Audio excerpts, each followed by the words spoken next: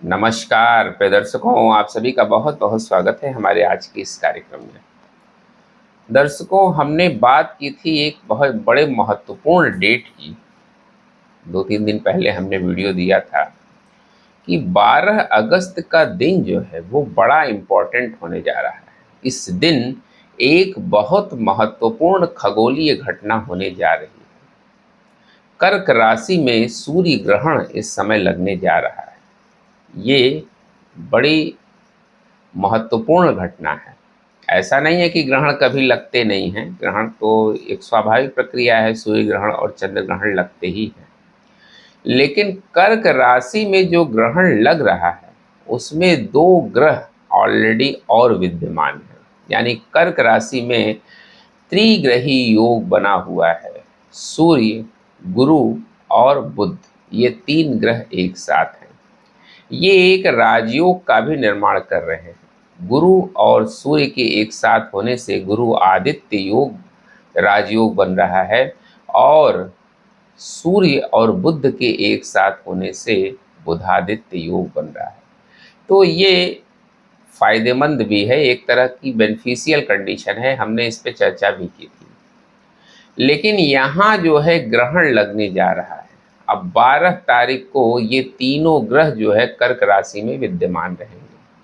कर्क राशि जो कि जल तत्व की राशि है, चंद्रमा की राशि है, और यहाँ पर ग्रहण का लगना ये बहुत शुभ स्थिति नहीं दिखा रहा है। हालांकि अच्छी बात यह है कि ये ग्रहण रात के समय में लग रहा है और भारत में ये नहीं दिखाई देगा। तो भारत में इसके परिणाम ऐसा नहीं है कि नहीं आएंगे। हमने बोला ना कि 35% परिणाम जो है वो भारत पर भी आएंगे। जहाँ दिखाई देगा वहाँ तो 100% आएंगे, लेकिन प्रभाव भारत पर भी पड़ेगा। क्योंकि सूर्य और चंद्रमा पूरे ब्रह्मांड में एक ही हैं, और इसमें थोड़ा भी परिवर्तन होता है तो इसका प्रभाव पूरे विश्व पर, पूरी मानव जाति पर पड़ता है। वो पड़ेगा ही पड़ेगा, उसको रोका नहीं जा सकता। भारत में चूंकि रात का समय होगा, इसलिए यहाँ पर सूतक के कोई नियम मान्य नहीं होंगे, ग्रहण के कोई भी नियम एप्लीकेबल नहीं होंगे। तो त्रिग्रही योग में ये ग्रहण जो लग रहा है ये बहुत शुभ स्थिति को नहीं दिखा रहा है।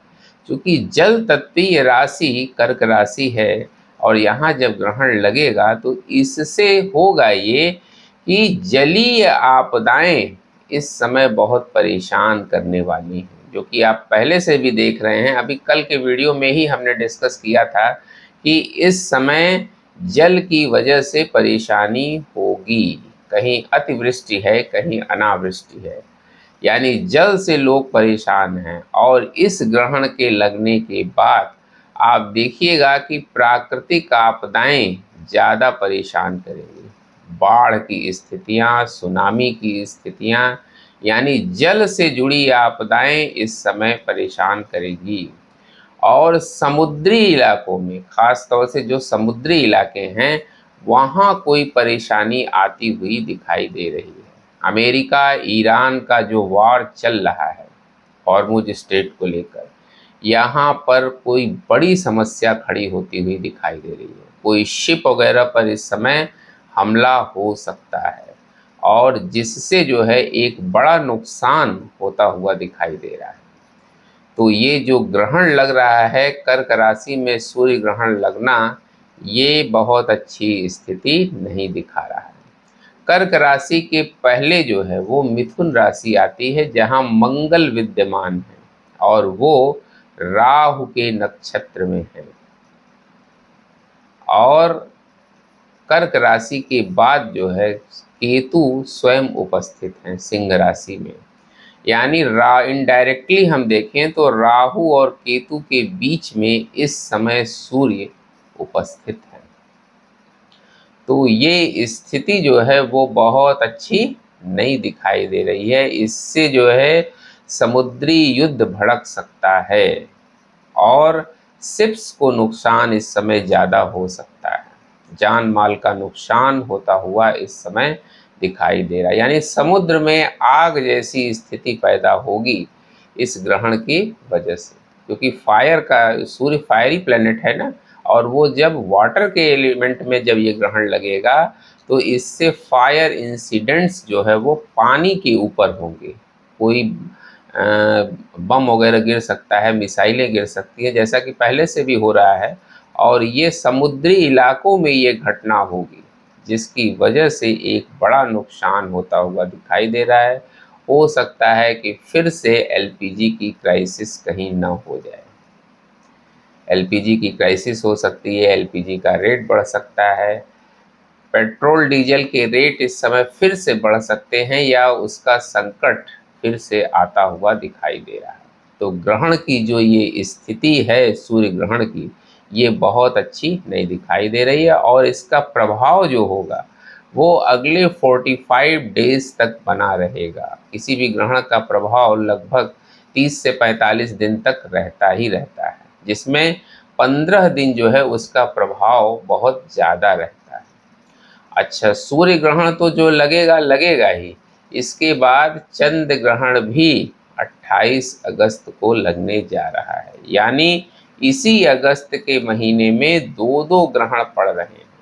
हम क्यों बार बार वीडियो में ये कह रहे हैं कि ये अगस्त का महीना बहुत ज़्यादा सेंसिटिव दिखाई दे रहा है। अभी सारे प्लैनेटरी कॉम्बिनेशन चेंज हुए हैं गोचर में, हमने उस पर चर्चा की है। अभी आगे और चेंजेज होने वाले हैं।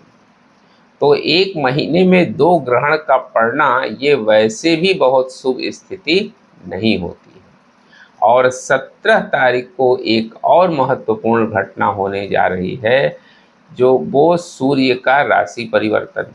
तो आप कहेंगे इसमें कौन सी बड़ी बात है, सूर्य का राशि परिवर्तन तो हर महीने होता है। बड़ी बात है, बड़ी बात इसलिए है क्योंकि सिंह राशि में केतु पहले से विद्यमान है, और यहाँ पर जब सूर्य पहुँचेंगे तो ये सूर्य का अपना घर तो है, सूर्य यहाँ कंफर्टेबल होते हैं, सिंह राशि में मजबूत स्थिति में होते हैं, लेकिन केतु जैसा फायरी प्लैनेट यहाँ पहले से उपस्थित है, और इससे सूर्य और केतु का ग्रहण योग बन जाएगा। हम इस पर डिटेल्ड चर्चा करेंगे कि इसके क्या प्रभाव आने वाले हैं, क्योंकि इस वीडियो में काफ़ी लंबा हो जाएगा।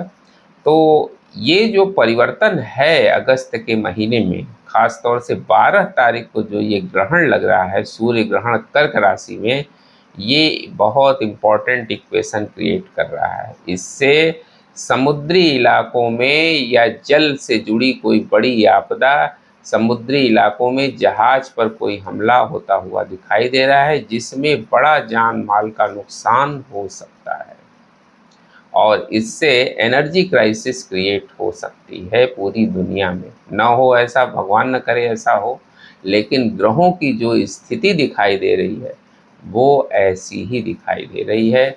ये 12 तारीख को जो ग्रहण लग रहा है, ऐसा नहीं कि 12 को ग्रहण लग रहा है तो 12 को ही सब कुछ हो जाएगा। उसके प्रभाव आने शुरू हो गए हैं, और हमने बताया ना कि 45 डेज तक इसके इफेक्ट आते रहते हैं, और इकोनॉमी में भी बड़े डाउनफॉल आने की संभावना इस ग्रहण की वजह से दिखाई दे रही है। महंगाई और बढ़ती हुई दिखाई दे रही है। राजनीतिक गलियारों में हलचल और तेज हो सकती है।